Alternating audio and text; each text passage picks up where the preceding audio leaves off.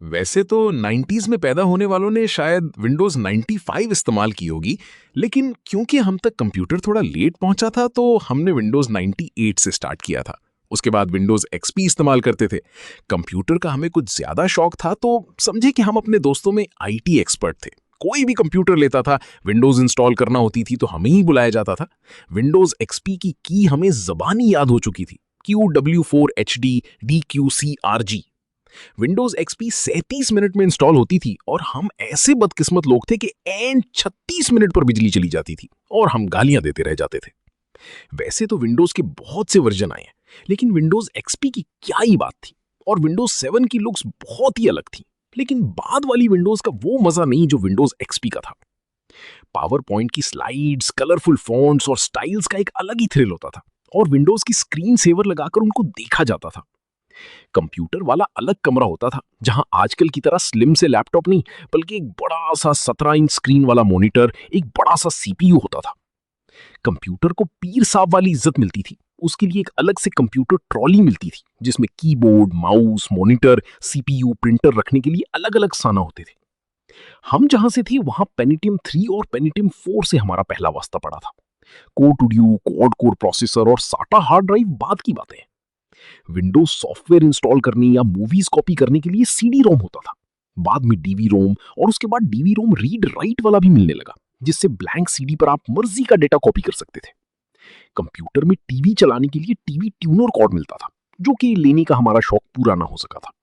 CPU के लिए भी उस टाइम केसिंग वगैरह आती थी। जो थोड़े ज्यादा पैसे खर्च करता था वो थोड़ी फैंसी केसिंग लेता था।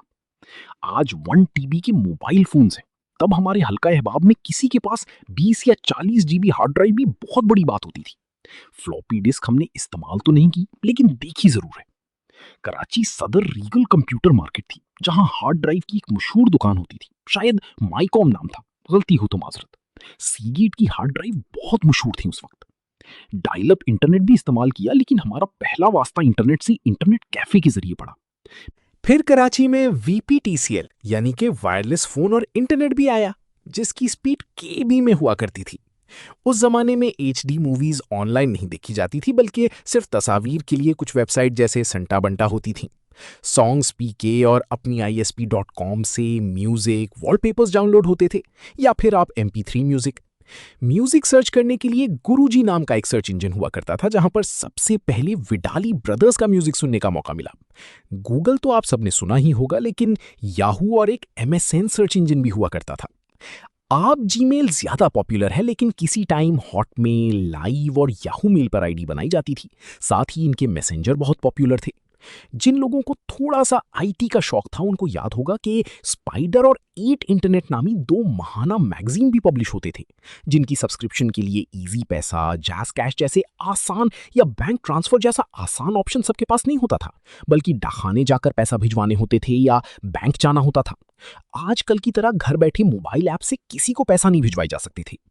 इंटरनेट की स्पीड ऐसी होती थी कि एक 4 से 5 MB का MP3 गाना डाउनलोडिंग पर लगाकर आप चाय बनाने जा सकती थी। PTCL का इंटरनेट भी हर जगह सही काम नहीं करता था।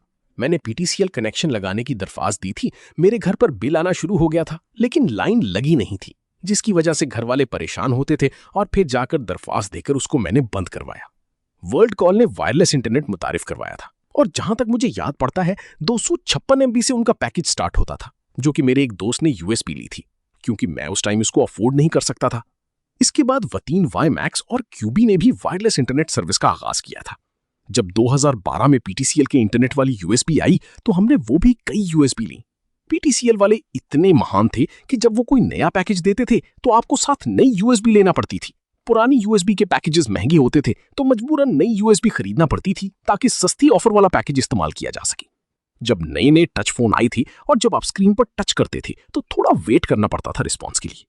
हमने तो 2G वाला दौर भी देखा है, जब नोकिया के कीपैड वाले फोन्स पर इंटरनेट इस्तेमाल किया जाता था। फिर जब 3G नया नया आया तो शुरू में उसकी स्पीड इंतहाई कमाल होती थी।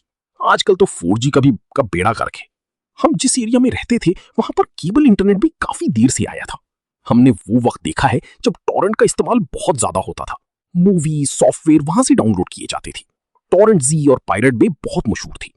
आज 4K का दौर है, जबकि उस टाइम 1080p भी हर किसी के कंप्यूटर नहीं चला पाता था।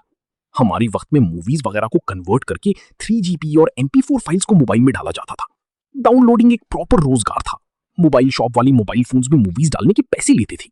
उस वक्त कैमरे वाला फोन हर किसी के पास नहीं होता था। जब मेरा एक दोस्त कैमरे वाला फोन लेकर आया था तो वो बहुत बड़ी बात थी और वो बहुत एक्साइटेड था कि देखो इस फोन में कैमरा भी है। यादें तो और भी बहुत सी हैं। आपकी भी जो यादें हैं वो बताइए जरा कमेंट्स में कि कौन सी बातें मैं जिक्र करना भूल गया।